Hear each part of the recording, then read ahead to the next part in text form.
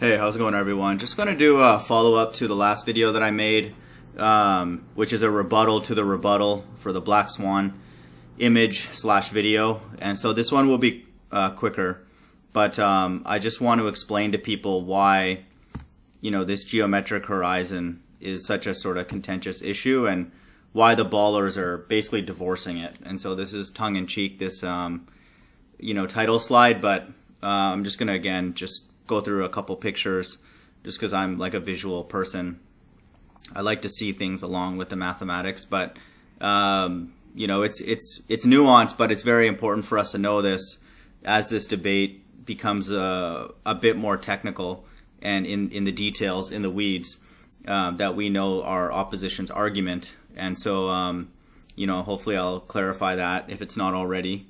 So we have the premier ray tracer, TheRumpus. That may or may not even be him, but we'll go with that. And so him and others have now been rushing to divorce court to pretty much get this notion of a geometric horizon out of our mind and almost like it doesn't exist. And I'll show exactly why that's absolutely necessary for them to do that, to essentially scrub that concept, that physical edge to their ball earth out of our mind, out of their mind, because it's a huge weakness in their understanding and explaining why images are in front of us. Certain things are being seen really, really far away. This actually gets in the way of that. It served their purpose sometimes when there's obstruction bottom up, but now that we've shown in the Black Swan image that there is none, and the horizon is very, very far away, its utility goes away, and then so they have to divorce it, permanently. And so I'll kind of walk through that, with some images. And so, we got Rumpus, we got these the edge of this sphere trying to call him, and Rumpus is not having any of that. And so again, I just put this image up again just to kind of explain. It doesn't look like people are really arguing the validity of it. Again, it's a video, it's open source. I mean, it's out there for people to have. I have kept a copy of it as well. And so there's no camera tricks or anything. It's very, very simple. He's showing exactly where he is along the shore. And again, we see the horizon past this 9.5 mile point, where a geometric horizon, if we lived on a ball, would be around 2.5 miles. And so one would think, a normal person with common sense would think that this would be a limitation, of visibility, or in the very least, the limitation of visibility should be a direct function of this geometric horizon. And so, like I said, the ballers are divorcing it completely and really want nothing to do with it, and I'll explain why. And so, back again with Rumpus's image, this cartoon that he keeps putting up, which really has a lot of words but really conveys very little to no information. But, I'll just overlay some stuff just to understand their point. Again, I don't support any of this. This is just to understand our opponent. But the reason that, they cannot have anything to do anymore with this geometric horizon in lieu of the Black Swan images, and I'm sure other images that they know exist, where anybody is seeing anything beyond this geometric horizon. And so in this case, for this image, it's 2.73 miles. And so let that represent this black dot. And so anytime you can see anything, not just this image, where you can see these oil platforms and the horizon really far away, this 2.73 miles, it's too small. It's not far enough in their model, because again, you're seeing not just the horizon, but many, many things beyond this geometric point. And so it cannot be anything that is tangible to them in terms of producing results on a ball earth, because then really anything past 2.73 miles would go against their theory. And so this geometrically, for this to work, if this geometric horizon is producing this horizon way in the distance, over 10 miles away, it would actually need to be moved all the way behind. Let's just assume that this is the furthest oil platform. It would be back here. And so And then let's, again, assume this is the oil platform. This blue dot would need to appear somewhere here. And so this crisscrossing of rays is impossible. And so just for the sake of this presentation, and it is actually true if you're doing ray tracing and in the details, think of this eyeball and this red line here as time axis. Think of it as the length of time it takes for, again, if we imagine a sun here, shooting rays hitting this black dot, which represents the geometric horizon. Think of the time that it takes for that light ray to hit this black dot and reach this person's eye. Think of that as the time that it's represented along this red line. And so if we think of this in terms of time, the light ray that's interacting with this black dot and reaching this eyeball is way over here. And so that would mean that a light ray is taking longer to get from this black dot to this eyeball than it is from this blue dot to this eyeball. And that just, there is no circumstance ever, there's no way that a light ray could hit this blue dot, find a seam, a channel to get to this eyeball faster than this black dot. Under no realistic physical circumstances could that ever happen. And so that is why they are essentially divorcing the geometric horizon, because this black dot can never be slow enough to get here, and then this blue dot can never be, quote, fast enough to get to the eyeball faster than than the rays hitting this black dot. And so this is actually true, literally, because that is what is measured when they're doing ray tracing, is the time it takes for these rays to get to the person's eye, and then that is essentially mapped to a distance, and so that time represents a distance. And so this red line, which is the line of sight, the base line of sight, you can think of it as time and distance as well. And so this is non-physical. No one would argue this, ball earth, flat earth. This just is not real. This will never happen in reality. And so this geometric horizon can never be the cause of a horizon way out here. And so that is why the ballers don't really think of this as any kind of limitation or anything really relevant to their representing images at all. And so this is a no-no. Optically, there is no way that anybody could construct a situation like this. And so that is essentially why they do not want really anybody to mention really even the geometric horizon, because it has no place in not just this image, but any image where you can see something past the geometric horizon, which will be many, many, many images. And so that's led them to the divorce court. And so just to kind of simplify this, because Rumpus's pictures have a whole bunch of stuff on it, this is a more simplified representation. So again, let's think of this black dot as this black dot representing the geometric horizon, which, like I said, in this case is 2.73 miles away. And so this black dot is the geometric point, on a ball earth, and then this is the furthest oil platform. And so if we again imagine like a sun up here, shooting rays down, interacting with this platform, and then let's say this is the surface ray, the K value of one ray that makes it to the eyeball, that represents the base of this platform, which can be seen, in these images. So let's use the blue line to represent that, and then let's represent this black line to represent the ray, again, from the sun hitting this geometric point to the eyeball. And so there is no situation where this black line, this ray, will take longer to get to the eyeball than this blue line. And so this is non-physical. They can never again have this black dot, the ray hitting it, show up to the eyeball slower than this blue ray. And so it's always faster. It always has to be before this rig. And so that is why they have to stick to this position, which I've done another presentation on, and just related to this, I called it, again, like I said, the rebuttal to the rebuttal, and I would reference that.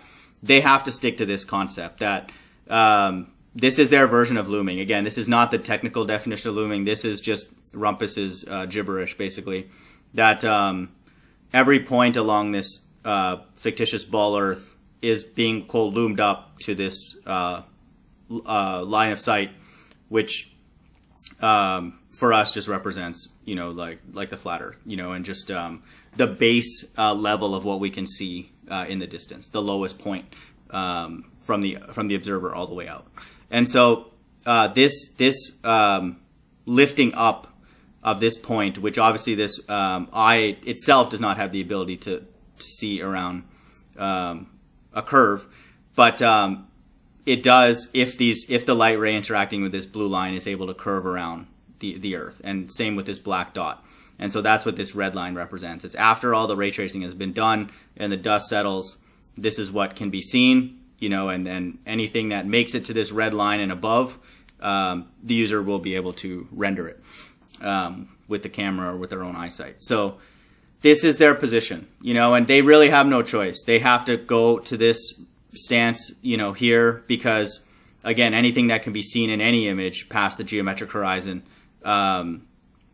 they cannot have the horizon, this be a physical limitation, in any way. Because again, it would just be, you would only literally be able to see stuff from this far away. And then we've shown in many, many instances that things can be seen much further.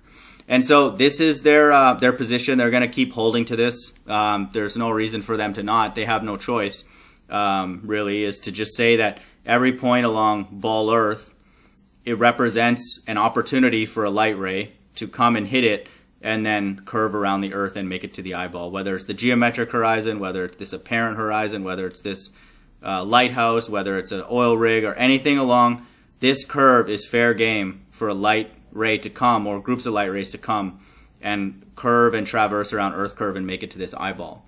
It doesn't matter, and so in a way what it's done in it's made the argument now simply surface and rays, and obviously the light source is even in their model, this is also a ding against them, as they believe that the rays come in parallel to the Earth's surface, which is not true. But I have a feeling they do not account for that. I'm assuming they assume a local light source, and then the way we have it, on the flat Earth model, is that the rays are coming in all directions. But let's just say we have a common light source, and then rays interacting, hitting all these different things along a surface, and then may the best rays win. May the best rays get to the eye. And so we have a surface, and then light traveling along that surface or above it. And so that's that in a way, actually, to me, makes it a little bit simpler now, I would say, to get to the sort of final knockout blow. The fact that they've given up on this geometric horizon is obviously a major issue, because that is the thing that they were citing to lead to obstruction bottom up across a flat surface. And so that has been taken away from them, in this image, because there is no obstruction bottom up due to a geometric horizon. And so they cannot cite that anymore from this point forward, because it's not happening here. And so they are really now at kind of in the same position we are for understanding bottom-up obstruction, purely based on the surface and rays traveling over it. That's it. So they've been sort of, if they want to divorce that geometric curve, and they have no choice, like I've said in this entire presentation, not just because of this image, but any image where something is seen past this, they have to, and this just makes it very, very obvious, because it's like, 3 times further the horizon than this thing. So there is no geometric anything happening here. They have to cite, like I've done in that past video, infinite refraction. And so that's taken away. So now they're in the same position really we are. And so, the playing field is leveled by a lot, because now they have to now cite all this. And so if they're going to ever cite anything bottom up, let's say that the bottom of this lighthouse is obstructed, they need to explain it just purely in terms of optics, and rays traveling over a surface. They no longer can say, oh, we have this geometric horizon, this bulge here blocking this. They can't. They need to explain it in terms of distance away from the eyeball and rays traveling over the surface. And so that's good, because luckily for us, this is not physical, like I've said in my last presentation. Just a ray traveling over a curved Earth is a non-physical thing, unless they can explain to us what medium is allowing these rays to curve. Just first and foremost, this is not even getting to bottom-up obstruction or anything that. First and foremost, how does a light ray, have a desire to travel tightly to the surface, and traverse the Earth, a curved Earth? And you could take this one picture to anybody who knows just high school physics, or any teacher or any normal person who has any kind of education, and ask them literally in this little channel right here, like draw in, like literally tell us what is happening along this path to allow this change in direction, constantly over an Earth curve. And they would have to, in each one of these green, let's just think of this as like a sampled version of a ray path. They would have to explain to us what density is allowing these rays to change direction constantly. And so they won't. Like, this is not physical. There's nothing that would ever happen on the surface of the Earth to make this light curve, at all. And so that is really their major problem. That's their more fundamental issue. Like they can divorce this geometric thing as removing dependence on the geometry because the horizon is very, very far away. But then they also lose their ability to constantly cite that for bottom-up obstruction. And then now the tables are, they're level now.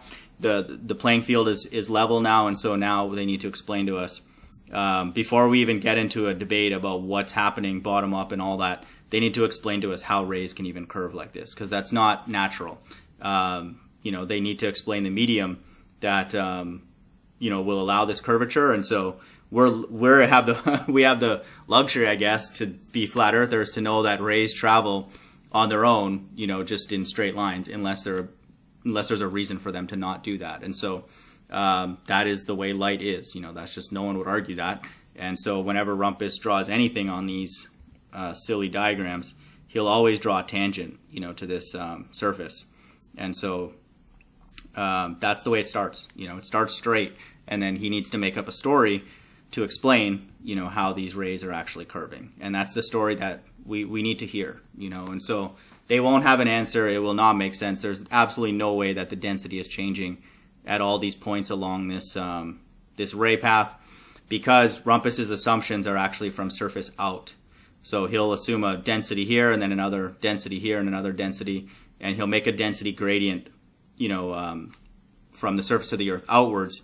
There's very little to no difference in the density along this ray path. And so nothing will make this ray do this except just forcing a ray to constantly change direction in their model, and in their simulation. And so that's where we stand. It makes sense that they have to stick with this notion, and they cannot reference this at all, because this will never happen.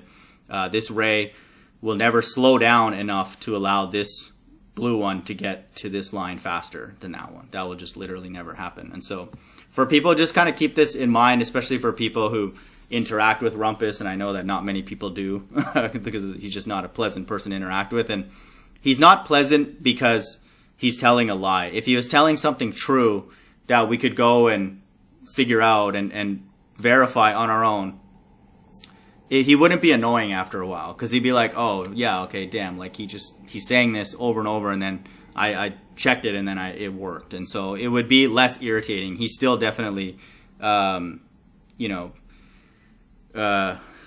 abrasive, for sure. But even we've had professors, many of us have had professors, and some of our better professors have been like that. I remember my undergrad professor in electromagnetics was similar, a Russian guy, very, very tough. But after he kind of, sifted through the students that really cared, and wanted to learn, then he was friendlier to us. And it would be the same thing with him. Rumpus is like this in others because they're just lying all the time. Like he's making up a story. This is the real crux of the issue here, is that his whole PDF file is based on rays curving around Earth, and he doesn't explain to us in what medium, in what channel is allowing that to happen. If that is not happening, and obviously you could show this to anybody and they will not be able to make or even think of even a theoretical medium that would allow this to ever happen. That's just from the basics of it. That's not even taking any other things going into account in the atmosphere, where the images are and distances and all that kind of stuff. This is non-physical. I've never been taught this, and no one will ever teach this in any kind of education anywhere, because again, like I said, no one could make up a medium that would allow this to happen. And so That's why he's like that. He just has to keep saying, you're stupid, until people get, the comfort, and hopefully some of my presentations have helped. This is where people need to start. It's the same thing with like what Oakley does with like NASA and stuff. It's like there's no point in even talking about ISS and all these different things in space when the very medium that they're traveling in or claim to be going to and traveling in, orbiting or whatever, cannot exist. And this is the exact same thing. This medium right here that these surface rays, circular rays are, quote, traveling in is non-physical. And so it's the exact same thing. They have to make up non-physical medium, literally, for things to travel in. In this case, it's a light ray, and in that case, it's the ISS or satellites or whatever. And so it's the same story. And, just know that there's a very, very good technical reason why the ballers are abandoning this geometric horizon in lieu of this image. But also remind them that once they abandon this, that's if they have, we know that they have to, and then they have to stick to this kind of understanding. All these points along this curve have an opportunity to reach this red line in a logical way, whereas points that are closer to the eyeball will always reach this red line quicker, and then this blue dot will always be out here and will never get to the eyeball faster than any point on this side. And so they have to really take that stance. But once they do that, they lose this. They can't just quickly immediately cite that this geometric horizon is leading to bottom-up obstruction. That's taken away from them, because now this surface, everything on it, can reach the eyeball equally, depending on the atmosphere and the light rays. And that's really the exact same position that we have as flat earthers, because we have a flat surface. There's no, quote, bias, except the distance away from the eye or the camera, and then the atmosphere, and the light that's available at that time. And so it's the same thing. And so we need to remind them that they can't just have their cake and eat it too, that kind of thing. All right, that's it. Hope everyone's doing well.